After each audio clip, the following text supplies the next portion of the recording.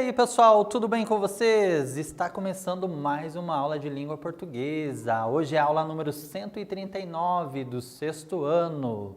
Para me ajudar, eu tenho aqui a Jéssica. Tudo bem, Jéssica? Que bom, então, que você está conosco. Vamos usar aqueles avisos bem importantes, pessoal. Lembre-se de acessar o Google Classroom, responder a sua atividade, certo? Do dia de hoje e dos dias anteriores, caso tenha esquecido, tá? Quem não tem acesso, lembre-se de retirar as atividades impressas no seu colégio, no dia combinado, e também, né, o pessoal que está participando ou que tem condições, participe, né, dos meets realizados, né, pelos professores. É um momento bem legal, bem interessante, beleza? Dito isso, vamos então aos nossos objetivos. Acompanhe aqui comigo. Vamos então hoje ler o gênero discursivo causo. Vamos inferir uma informação implícita em um texto e vamos compreender e realizar a concordância verbal. Então, bem importante isso. E os conteúdos, o gênero discursivo causo e também concordância verbal. Preparados, pessoal? Vamos acompanhar então trechos, né? Alguns trechos de um texto que nós já limos. Então, já limos Aquele Animal Estranho, lido nas aulas anteriores. Então, beleza? Vocês lembram dele, desse texto? Não? Então vamos retomar aqui comigo. Preste atenção. Aquele Animal Estranho. Os do Alegrete dizem que o caso se deu em Itaqui. Os de Itaqui dizem que foi no Alegrete. Outros juram que só poderia ter acontecido em Uruguaiana. Eu não afirmo nada, sou neutro. A história foi assim como já lhes conto. Metade pelo que ouvi dizer, metade pelo que inventei e a outra metade que sucedeu às deveras. Viram? É uma história tão extraordinária mesmo que até tem 3 metades. Ia um piazinho estrada fora no seu petiço. Trop, trop, trop. Esse é o barulho do trote, quando de repente ouviu fu-fu-fu, pupum, fu-fu-fu, pubum, chipão. E eis que a coisa, até então invisível, apontou por detrás de um capão, bufando que nem touro brigão, saltando que nem pipoca. O piazinho deu meia volta e largou numa disparada louco rumo da cidade, com os olhos do tamanho de um pires e os dentes rilhando, mas bem cerrados, para que o coração aos corcoveios não lhe saltasse pela boca. É claro que o petiço ganhou luz do bicho, pois no tempo dos primeiros altos eles perdiam para qualquer matungo. O povo se afastou, resfolegante, e abriu-se uma clareira no meio da qual se viu o alto emborcado, amassado, quebrado, escangalhado. E não digo que morto, porque as rodas ainda giravam no ar, nos últimos transes de uma teimosa agonia. E quando as rodas pararam, as pobres, eis que o motorista, milagrosamente salvo, saiu penosamente engatinhando por debaixo dos escombros de seu ex-automóvel. Lembra então deste caso do Mário Quintana? Bem legal ele, né? Então, retomando então para as nossas atividades de hoje. Primeiramente um quiz. Repare aqui comigo então. No título do caso, Aquele Animal Estranho, temos o quê? Letra A, uma frase verbal. Letra B, uma frase nominal. Letra C, uma oração sem sujeito. Ou letra D, uma frase sem sentido. E aí, o que vocês acham, pessoal? Será que temos verbo? Aquele animal estranho, não estou percebendo o verbo aí, pessoal. Vocês estão vendo algum verbo aí nesse título? Então não é uma frase verbal, certo? Então letra A não é. Oração sem sujeito. Oração não é uma frase que necessariamente precisa de um verbo? Então eu acho que também não é uma oração. E é uma frase sem sentido? Será que não tem sentido nessa frase? Eu acho que tem, hein? Sobrou o que, pessoal? Letra B, né, pessoal? Então é uma frase nominal. Frase nominal é quando nós não temos verbo nesta frase, certo? Então, somente nomes, substantivos, adjetivos, enfim, tá bom? E agora a atividade 1, repare aqui, ó. Por que será que a chegada deste animal estranho causou tanto alvoroço na população da cidade naquela época? Pense um pouquinho, já retornamos.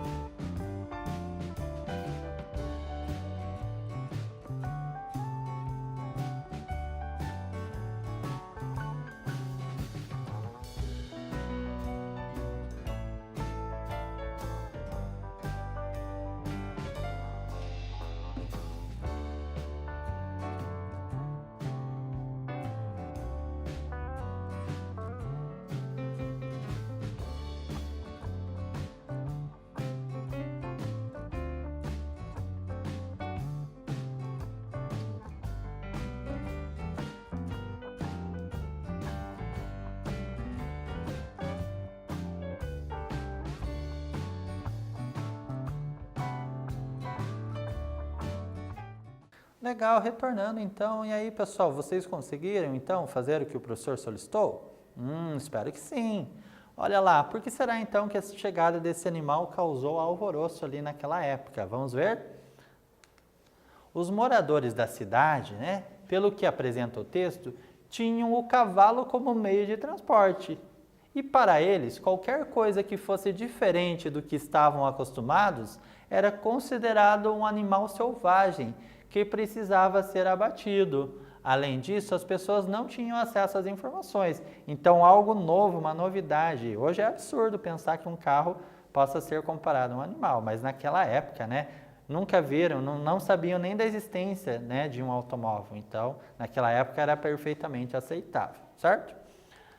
E agora falando de concordância verbal. O que é concordância verbal, pessoal? Tem relação com o verbo. O verbo vai concordar com o que dentro da frase? Vamos ver? Confira aqui comigo. O verbo de uma oração deve concordar em número, seja ele singular ou plural. E também vai concordar em pessoa. Que pessoa? Primeira, segunda e terceira pessoa, com o sujeito ao qual se refere, tá? A essa relação que se estabelece entre sujeito e verbo numa oração, damos o nome de concordância verbal. Então, é importante isso, né? Então, verbo sempre concordando em número e pessoa. Então, assim que se estabelece a concordância verbal. E agora, atividade 2, veja aqui comigo. Leia, então, os trechos, né? Observe as frases e responda o seguinte. Quais são os sujeitos, tá, aos quais os verbos destacados fazem referência? Então, repare nos verbos destacados e veja quais são os sujeitos de referência. Já voltamos.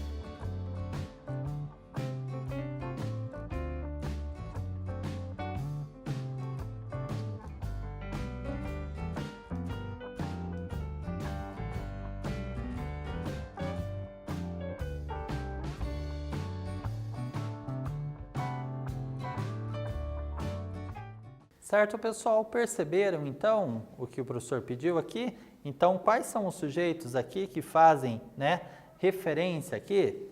Vejamos. Olha lá. Na primeira frase, o sujeito é o Piazinho, né? Então, o Piazinho deu meia volta. Quem deu meia volta? O Piazinho. Então, a resposta para essa pergunta é o meu sujeito, né? Quem deu meia volta? O Piazinho.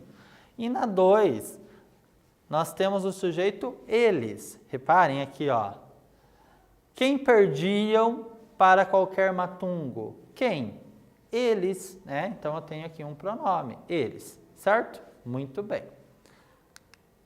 E agora vamos pensar juntos? Então, repare aqui comigo, né? Neste exercício, né, vamos fazer juntos, vamos entender aqui como ocorre, né, a questão aqui das palavras, das classes de palavras aqui presentes no nosso enunciado.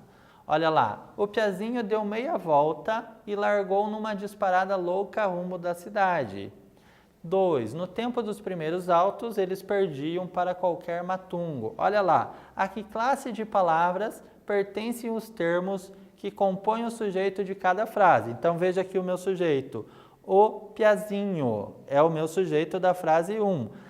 A palavra, né, o, é um artigo masculino, certo? O.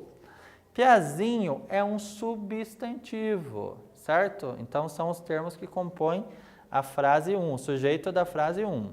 E na frase 2, o meu sujeito é eles. Eles é um pronome pessoal, certo? Então, reparem, né, nessa informação. Então, lembrem lá das classes gramaticais, né? Verbos, substantivos, numerais, adjetivos, advérbios e mais algumas, certo? Muito bem. E agora a terceira atividade aqui. Repare aqui nesse trecho e copie as formas verbais que aparecem no trecho acima. Já retornamos.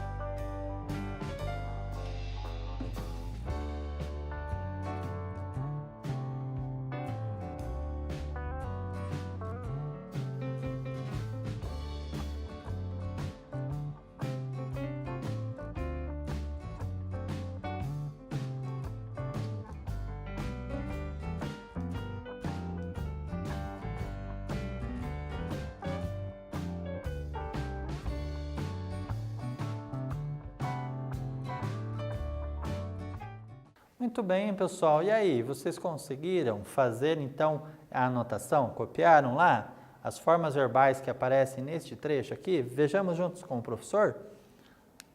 Olha lá.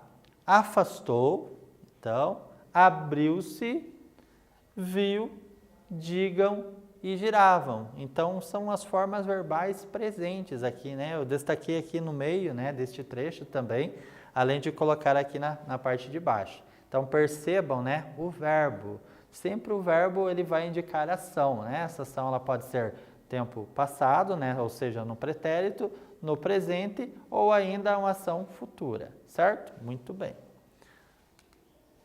Vamos pensar juntos mais um pouquinho, pessoal? Então, repare nesse trecho aqui o que o professor está propondo. Nós vamos perceber quantas orações, tá, compõem esta parte aqui, esse trecho do causo. Olha lá. O povo se afastou resfolegante, abriu-se uma clareira no meio da qual se viu o alto emborcado, amassado, quebrado, escangalhado, e não digo que morto, porque as rodas ainda giravam no ar, nos últimos transes de uma teimosa agonia. Quantas orações então compõem esta parte do causo?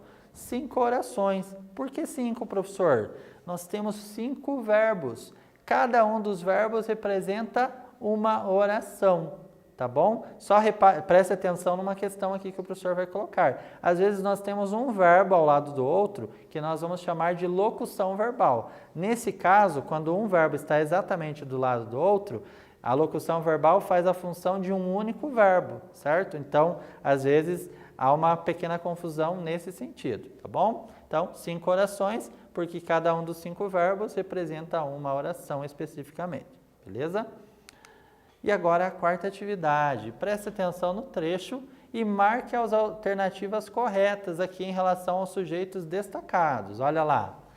Letra A. O verbo parar foi conjugado na terceira pessoa do plural para concordar com o sujeito às rodas.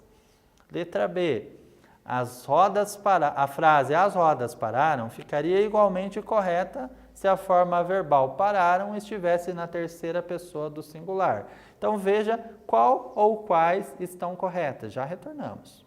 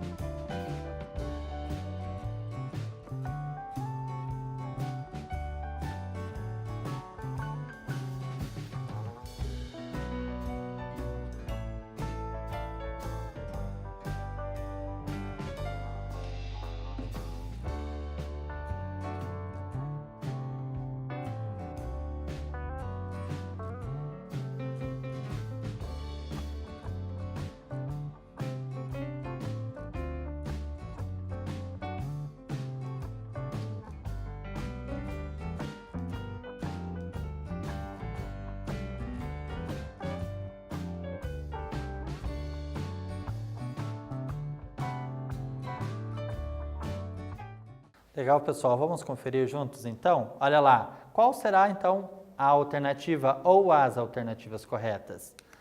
Letra A apenas, pessoal, tá bom? Então, a alternativa, o verbo parar foi conjugado na terceira pessoa do plural para concordar com o sujeito às rodas, beleza? E agora a quinta atividade. Observe aqui o trecho. Reescreva o fragmento de texto acima, colocando o sujeito o motorista no plural, os motoristas, fazendo adequações necessárias para estabelecer concordância entre sujeito e verbo. Já voltamos.